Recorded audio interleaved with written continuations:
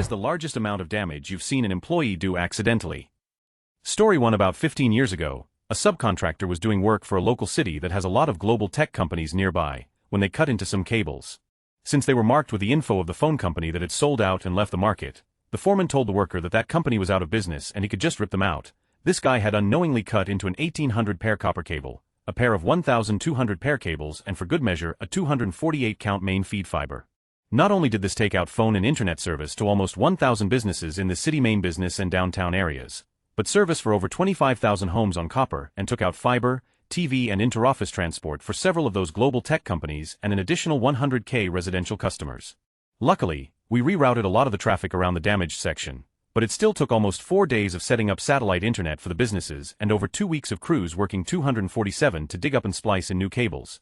Between the fines from several municipalities, the state and the telco costs, it was insanely expensive. The insurance company refused to cover parts of the damage outside the letter of the policy, and the contractor quickly declared bankruptcy. Story 2. Guy was literally showboating to impress his girlfriend and crashed a 570m cruise ship off an Italian island, costing a further $2,000 in cleanup. Story 3. He logged directly into production, already a big no-no after trading hours to diagnose an issue, and forgot to log out when he went home, left some commands open, attached to files, and the active handles prevented file deletion during the overnight turnaround to set up the next trading day. The morning pre-flight team were generally useless and completely missed it. Next trading session, the system started with non-empty files populated with stale data. Virtually every trade ended up corrupted and improperly filed and reported. Company lost over 80 million in about 20 minutes before trading was shut down. Story 4. An electrician went to mount a light. He drilled into a ceiling and hit a sprinkler pipe. Pipe fitters mounted their stuff too low in ceiling. Electrician thought he was drilling into something metal he was supposed to. Water got shut off, but still like 7 floors of water came rushing out of that hole because of gravity. Story 5. Elderly guy at an optical company, had been hand polishing optics for decades, was hand polishing a 1.5M Zirider mirror, rotated it up on a pivot to measure how the curvature looked, but had not correctly attached the retaining straps. The optic fell and shattered into a million pieces. The blank cost 4M. It had also been in process for about 12 weeks, so add maybe another 4M in work. He retired that day. Story 6. A software dev delete everything you can find command from the wrong place and wiped out something like 20 years of backed up user data. The execs wanted to can him on the spot, but I was able to show it was accidental. Call it my good deed for that day. Story 7. Guy farted in a key meeting. I still think he was the reason we lost out on that contract. People we met were collectively worth around 700M1B. It was loud and long. It felt like 3 seconds at least, and it sounded wet. Story 8. I work in hotel laundry, and one of the maintenance guys tried to fix a leaky pipe that started spewing water. He tried to turn off the shut-off valve, but the pipe was so corroded it literally snapped off, spending a high-pressure jet of 200F water straight at him and across the room. He got severely burned and his face was only saved cause his hat managed to block it from when the water pressure literally threw him. The water pressure started peeling off the paint on the shelves, the brick wall, and also broke away concrete near the trough behind the washers. I was trapped in there with my coworker on opposite side of the exit. We obviously couldn't get past the literally boiling jet of water. The room filled up with steam so quickly I almost couldn't use my phone to call for help. The floor also didn't have a drain, so the entire place was flooding out quickly. Another maintenance guy rushed in and had to climb on top of the dryers to try and shut off the water valve on the ceiling, but that too was way too rusted to shut off. He had to come back and find a thick heavy board to block the stream of water so we could escape. He ended up getting burned in the process too, but not as bad as the first guy. After we all got out, they ran around the building trying to shut off the whole hotel's water to stop it, but no matter what they did it would not stop spraying water. They had to call someone to get them to shut off the main water, but it was a holiday weekend so it got delayed. Sunday, July 2, 2023, the water literally dumped for hours and we had to build a dam with a laundry to try and contain it as it was flooding the hallway and convention room across from it. The water finally stopped after the whole line empty. At least after a while it stopped with the hot water, but near the end became gross and brown. It was so scary and so much damage was done from this one thing. From all the water damage, injuries and lost inventory and labor trying to fix and clean up. And the sad thing is it could have been prevented if the general manager would have just listened that the laundry room needs things replaced. But of course nothing ever gets replaced until it fully breaks or someone gets hurt. I have footage of the water spraying that I took just in case I needed it as evidence since I was stuck in there unable to do anything. You'll have to see if I can find photos and such too. It was such a mess. Oh, just editing to add a small fun fact. Of course a guest complained that we shut off the water and they couldn't take a shower even after they explained the situation to her. Some people, man, my god. Edit, hey, race the footage and some pics I found. I didn't have too much, but I have the pipe leaking before it burst. Some crappy footage of being trapped in the room, as I couldn't even really see my screen, it was so wet steamy, but you can kind of see the stream through it. It was a lot more solid than it looks here. And then I have one photo of part of the hallway flooded, and then one of the dirty leftover water on the floor. Note the floor is not brown, it's blue-gray. Story 9. My college ran a commercial bakery that was pretty much the only real bakery in the surrounding cowtowns. Students worked it as a legacy of when it was more of a trade school than a college. It was actually really good and made advanced stuff like wedding cakes etc. Anyways, one Sunday morning only freshmen opened the bakery. One spilled a massive bag of white flour right away. Another was helpful, so they went and got a hose and attempted to wash it away down the drain. That didn't seem to be working so well, so they tried to undo the damage by brining in industrial fans and drying out the water they'd added to the flour. The cleanup took over a week and involved outside professional assistance.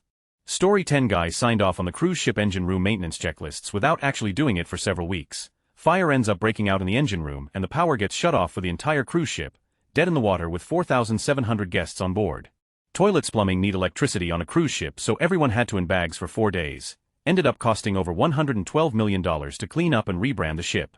Story 11 our resident dummy tried to take the new air conditioner units from a hotel rooms upstairs to the basement. Dum decided to take 3 at a time on a dolly down the stairs. He didn't secure them at all, so naturally he dumps them all down the stairwell, in front of the owners. Story 12 engineers failed to calculate the effect of body temperature on the elasticity of a silicone washer in a medical device we made. The result was about 250 open heart patients having a silicone O-ring falling out into their heart, and many had to have PCI or be reopened. I don't know the exact figure, but it was just south of $1 billion in damages. Story 13 dude rigged the overhead crane improperly to a 30-ton trailer. It got about 30 feet up before 2 of the hooks slipped and the thing came swinging down, knocking the guy and everything in its way like a broom sweeping away dust. Tool chests, welding machines, everything. Idiot guy was taken to the ER, not sure how he survived.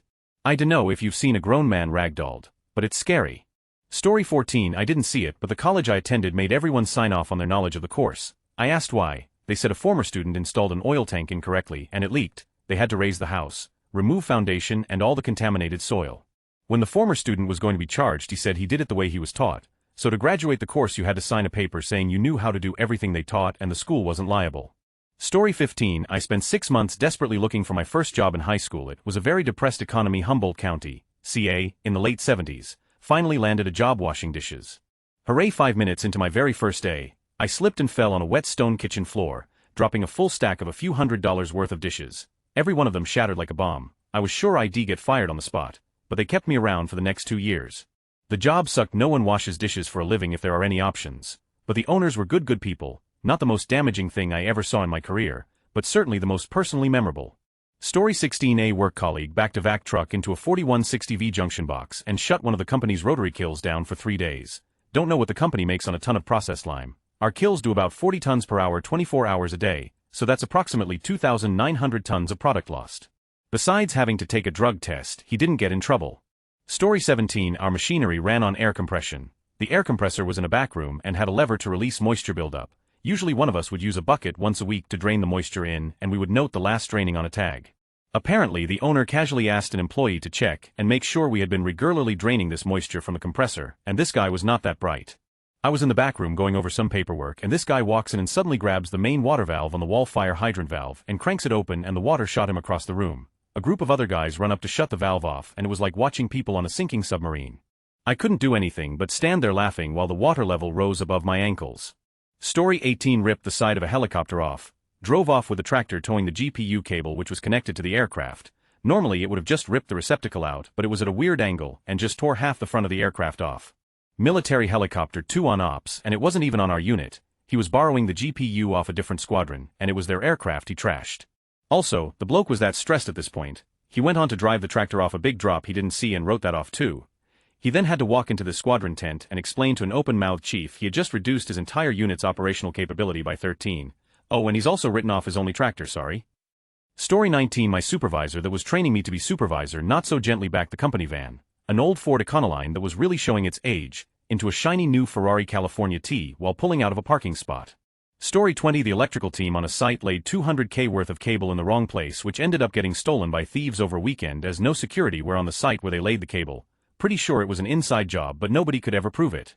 Story 21 a guy fell asleep drunk in the shower, his body cowered the drain, water kept ruining for hours. He lived on 6th floor, all apartments under and to the sides got water damaged, some 30-ish apartments, cost millions to repair. Story 22 saw an intern run a SQL query against a prod database thinking it was test and took down 62 hospitals' electronic health records. That situation made them update a bunch of old policies. Story 23 my brother and I worked at a food recycling plant turning scrap food into animal feed. I was on day shift, my brother on nights. The day we were using a 100,000 tub grinder, a machine designed to grind those big bales of hay into a more edible format. we were using it to grind up packages of instant oatmeal, which creates a lot of dust. That evening my brother had some extra time, so he grabbed the pressure washer and was washing the dust off the tub grinder when the new foreman stopped him because he was afraid that water would ruin a diesel engine. The next day when we resumed grinding oatmeal packets, the engine's turbocharger caught the dust on fire and proceeded to burn the control panel, all the wiring a bunch of paint, and also destroyed some seals on the engine. The foreman's decision ended up costing the company about $25,000 in damage to a brand new tub grinder. Story 24, I think this one takes the cake. Spaceflight. Now breaking news: investigators blame factory workers for satellite accident. Story 25, I worked at a company that sold secure servers for corporations to keep data safe. I ran the shipping and receiving department at HQ. Servers would go for up to $500,000 and I accidentally dropped one when boxing it up to send back to the customer after they had just sent it in for repair. Not sure if I broke it. It fell straight onto the corner that had a mounting bracket or something and didn't cause any visible damage, but I'm sure the sudden fall and stop when the 70-pound server hit the cement couldn't have been good. I sent it out. Story 26, I had a situation once where something was essentially put into a very temporary 3 days max storage situation for about 300 days. It was an extremely out of the ordinary transaction that wasn't well documented. 9 months later it got brought up again. Everyone forgot about it. We had to pay $75,000. Someone did almost get fired. But we were able to get EO insurance or something similar to cover it, and kind of just moved on. Story 27, for some reason, at my job, they kept putting rookies into brand new vehicles. If they sent out 5, at least 3 would have an accident within the first month. Usually, it wasn't their fault, but still, one guy on his first week before the academy was sent to help transport the vehicles to be painted. He rear-ended another rookie who then hit the sergeant, totaled 2 cars. He's going to be crashed forever. Story 28, company I work for recently got bought, and the purchasing company got rid of the people who built the company and put their people in charge. In my business unit, we're currently down about $90,000 per week in revenue in the 4th month since the purchase because they refused to listen to any best practices. Story 29, probably whoever at Novo Nordisk forgot to renew the patent on Ozempic in Canada. Story 30, used to tow aircraft at YYZ. Dude was pulling a CRJ 800 and missed the gate. Instead of just stopping and reversing, he swung the wheel over and ended up jackkniffing the tractor into the side of the aircraft, crushing the airframe. I recall maintenance telling me it was roughly a $2 million-ish repair job that took the aircraft out of service for a few months. Story 31, I was harassed by my manger's friend in front of him, and so the next day I accidentally sold everything people came in to buy for one and walked out without locking the store up. I was 19 or 20 and very, very mad. Story 32, it was me. I placed a physical ad for us in a local paper. I switched the last 2 digits of our phone number. I claimed it right away. I offered to pay to fix it. There was no fixing it. Story 33, the one fork truck person in my factory was getting a pallet of boxes off of the scaffold shelves we hold raw materials on, knocked the scaffold with the pallet and the fork truck's tines, and it collapsed. Another time, probably more expensive of a damage, another fork truck person was putting pallets into the automated palletizing robot. The robot had just accepted a completed lane and went to pick up a pallet. The two collided, rendering the palletizing robot inoperable and requiring some parts to need to be bought. The damage itself was confined to the palletizing robot, but was it expensive? Story 34, last year a dude got his arm stuck in a machine here. They got him out and managed to save his arm, although I think his piano playing days are over lol, but I can imagine all the medical bills, from the ambulance ride to ER to surgery, and all that probably ran in the 7 figures. Story 35, one of the dumb arses who wouldn't put his hand up and take accountability, but we're all 99 sure who did it, put it blew into the fuel tank of a Komatsu ADT, $70,000 later, after clean out, it was back on the road. That doesn't take into account the cost of haulage to the Komatsu workshop or time off the road. Story 36, I worked in construction and sprinklers were the bane of my existence. The amount of damage I've seen them do in such little time is incredible, but my best story is when our crew came in on a Monday to a water leak that clearly went on all weekend. It damaged multiple units, over multiple floors of the hotel we were building. One of our own guys quickly surmised that it must have been the toilet he broke on Friday. He couldn't find anyone to report it to, so he left it and went home. It was that toilet. It was his last day.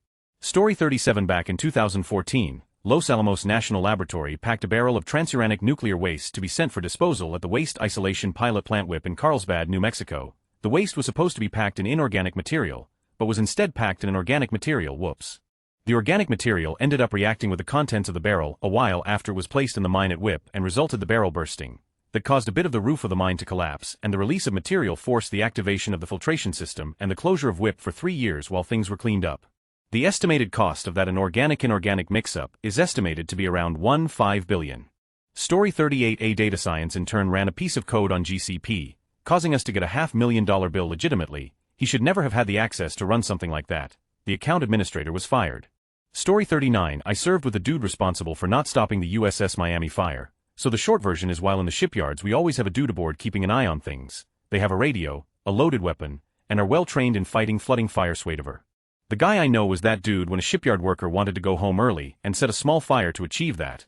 The guy responsible for it was goofing off on the pier with his buddies instead of saving the boat. Story 40A bathroom was just installed upstairs. Somebody left the tap running on high. So much water was pooling that it seeped through to the level below and created a huge repair job in the ceiling. I was working below and constantly had to dodge the free shower. Oh, and then there was that one time somebody accidentally burnt their toast so bad it set off the fire alarm and everyone in the building had to evacuate. Mind you, it was food production, with constant moving belts. That one mistake cost the company a few thousand in food waste.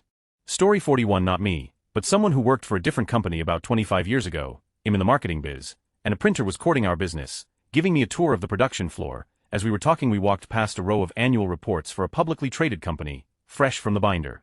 The printer handed me a copy of the finished piece and invited me to take in the quality print job. It was something like a $250,000 printing budget alone, not including the design, photography, and everything else. I looked at the cover, then looked again. I handed it back to the printer and said, "They spelled construction wrong."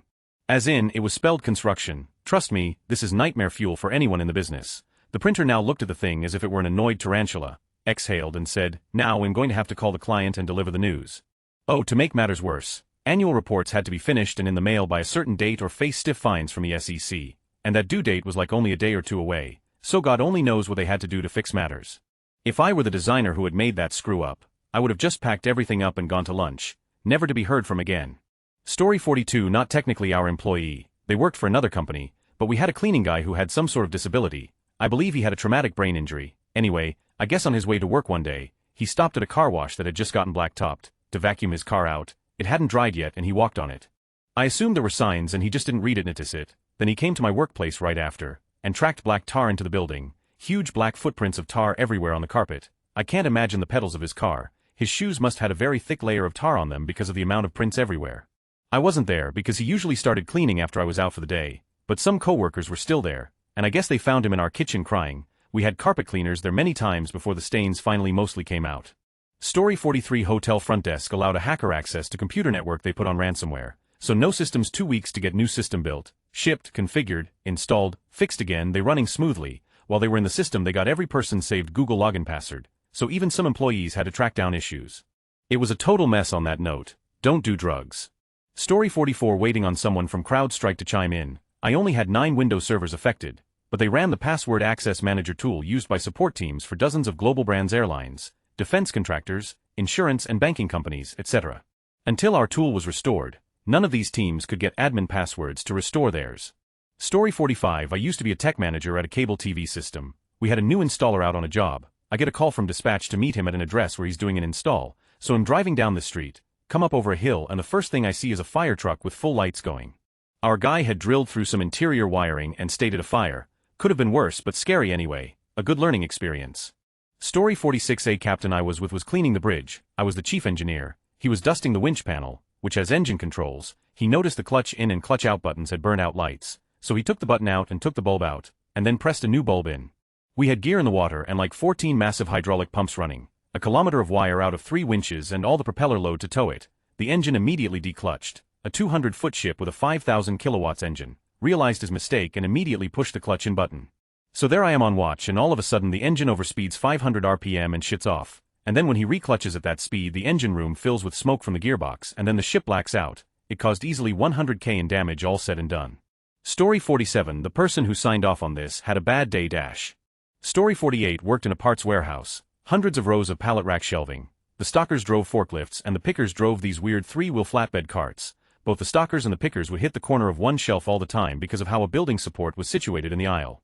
One day a forklift hit it good enough to buckle it, and that was it. They all went down like dominoes. Warehouse was closed for days. I quit, as did a bunch of other people, because they didn't want to clean all that mess up. It was just a part-time job for me, so I didn't care about quitting. Story 49, back in the 1990s a friend of mine used to work for British Telecom as an IT guy. They were modernizing and decommissioning old equipment in one of their data centers. They came across an old server with no label on it. Nobody knew who owned it. Nobody knew what it was for. So, assuming it was just some old forgotten system, they unplugged it. A few minutes later everyone's pager starts going off. Then they get a phone call from head office. What the, did you guys just shut down the National Directory Services system? The server was carefully labeled and powered back on. For all I know it's still running.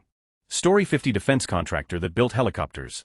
Part of ensuring that the design was sufficient was ensuring that hitting birds wouldn't be an issue. In order to test this, they had a cannon that they would load turkeys from the grocery store into and fire it at the helicopter. One day, another guy at work was loading the cannon but did not get the memo that he was supposed to defrost the turkey, fired a frozen missile right through a helicopter that costed how many millions of dollars. Fired on the spot doesn't do it justice how mad execs were. Story 51 had a utility crew bore across the street and clip the top of a 36 water main that fed that town and 3 towns to the south. This before potholing over utilities became the norm.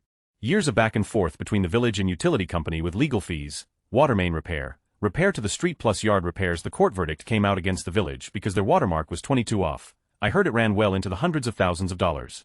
Story 52 worked at a dealership. Dude did all the brakes on a car, didn't pump the pedal before reversing, smashed up the car he was in as well as 2 trucks worth $70K each. Story 53 not me but my cousin's kid, his glasses fell off his face into the fast food French fry oil. Everything was shut down while the oil was changed. I'm not sure how long it took, but I assume the hot oil had to cool first. Story 54 I was working in pest control. It came time to clean out our fumigation vault. A coworker threw away what he thought were 8 empty cases of aluminum phosphide. It turns out these cases were new and unused. He tossed them into our dumpster. 2 days later, the garbage truck emptied the dumpster. Aluminum phosphide reacts violently with water. When the driver went to compact the load, it caused some of the containers and allowed water from the trash in. The driver made it to the department, then noticed smoke. He called the fire department and then dumped the truck out. That prevented the truck from burning, but the fire department arrived and hit the pile of trash with fire hoses. It exploded, burned down the depot, and 6 garbage trucks. No one was hurt, but then hazmat came out. I don't know the total bill. This was in mid-90s US dollars. Hazmat respos $835K, fines from the state chemist $200K. I don't know the rest of the numbers, but 6 garbage trucks and a depot. Story 55 in our warehouse, which was fully stocked with 55 pounds bags of sugar and super sacks 2,000 pounds. Most of it was poorly stacked top to bottom, and the forklift drivers had a habit of nicking the corners going into and out of aisles, those racks, because of worker safety regulations were tied to the floors and to each other. One day one of those nicks became critical and the entire warehouse of racks of sugar started to collapse and resulted in the destruction of almost 1.2 million kilos 5 million pounds of sugar. The chaos was unimaginable. Story 56 at a previous job, I didn't see it happen, but I did hear it, along with some screaming and swearing. Went to have a look and someone had driven the forks of the forklift through a brand new MRI system in the crate. Was classed as a total write-off non-reparable. 380,000 worth of system gone in 3 seconds. Story 57 the UBS rogue trader that couldn't hedge a trade correctly that resulted in a 2-3B loss. I say rogue because someone isn't accidentally granted trading and risk taking permissions like that by accident. UBS threw him under the bus. Story 58 I worked on a Wall Street trading desk. A guy put on a huge options trade incorrectly. Of course it went against him the firm. It was about an 8 million loss. Story 59 few kids AR my first job decided to have AI can pull a longer train of carts than you contest and one of them hit the door on a Civic with what looked like a very hard to mix light Q gold luster paint job. Guy had just bought it that week and was extremely pissed. Story 60 sailor dropped a wrench in a reduction gear and left it. A few days later boom, the gear is destroyed. The Navy didn't own the gear, it was leased from GE. It was also 40 years old at the time. It had to be several hundred of thousands of dollars.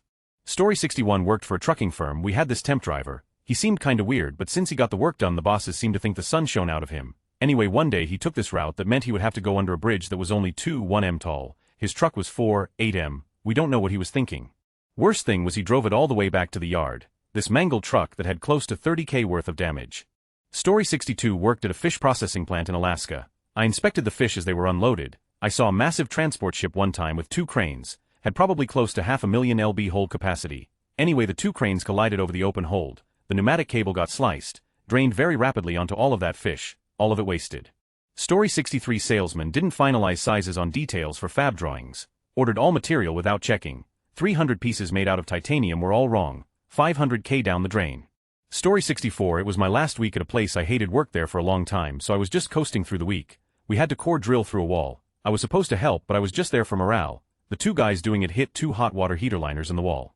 It was geysering out the wall, and also filling the wall cavity up and flooding the newly renovated laundry room. I went to the building's property manager to tell him to turn the water off and he was on the phone and dismissed me. I told him how urgent it was, and he dismissed me again. If he didn't care I no longer did. I loved it. It was great entertainment and a terrific memory to end working there. Luckily for the company our one guy was super good at Renos and fixed it all without having to pay anyone else. Story 65 new guy poked a hole in a drum of toluene and just turned it toward the floor drain. Whole building had to be evacuated. 200 people plus the EPA came and gave out heavy fines. Story 66 I worked for a construction company and we had an excavator in between 2 houses. It was too tight to turn it but he was able to dig and put the dirt ahead of the hole. A supervisor showed up and was there for a while. He said to the operator, "Back up." So the operator started backing up, but he couldn't see anything behind him. He stopped and took a look over his shoulder. The supervisor said to him again to back up. He backed right over the supervisor's truck. It was a brand new F-250. It was totally destroyed.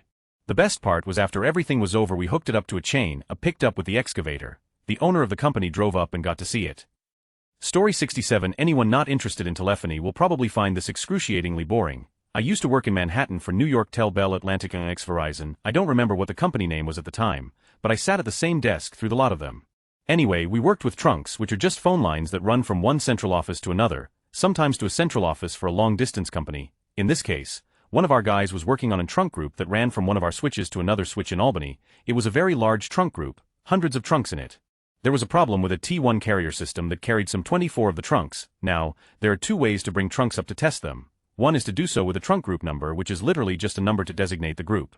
Another is to post it by the carrier group number, which is, not surprisingly, the number of the T1 carrier you want to look at. The problem was only with the first carrier group in the trunk group, affecting only the first 24 trunks of the group, so our guy posted by the trunk group, or so he thought. He found an issue with a carrier group, and had to busy out the associated trunks, just 24 of them, until he could get the trouble fixed. So he did a 5-all. 5-all is the command you would use to busy all the trunks in whatever group you had posted. If you bring up a carrier group, it busies out all the trunks in the carrier group. But if you bring it up by the trunk group, it will busy out all the trunks in the group. Our guy had accidentally posted the trunks up by the trunk group number, not the carrier group, so the switch started busying out all the trunks in the group. This was a massive trunk group. As you can imagine, there was a lot of traffic between NYC and Albany, and the bulk of it was going through the trunk group, until that is, the trunks all started getting taken out of service. Thing is, once the 5-all command is given, you cannot restore the trunks to service until all of the trunks in the group are busied out, which means the switch patiently waited for any calls on those trunks to end, then busied that trunk out. If it was a long call, it was going to be a long wait. Alarms immediately start going off, and we have corporate vice presidents calling us to demand to know what's going on. One of our managers, we'll call him Angelo, comes to the guy that was responsible, we'll call him John, and finds out what has happened. Eventually, an eternity later, the last trunk in the group is busied out, which allows John to put them back into service. Many a sigh was sighed in relief, and phone traffic between NYC and Albany returned to normal. Then the investigation started. A VP comes to personally take charge. He and Angelo go to talk with John at John's desk. The VP insists that John show him what he did, so John explains it all, as he once again brings up the trunk group, by the trunk group number. The VP nods. "Okay, show me what you did next, but if I do that," starts John. "Just show me," interrupts the VP. John shrugs and as instructed enters 5-all.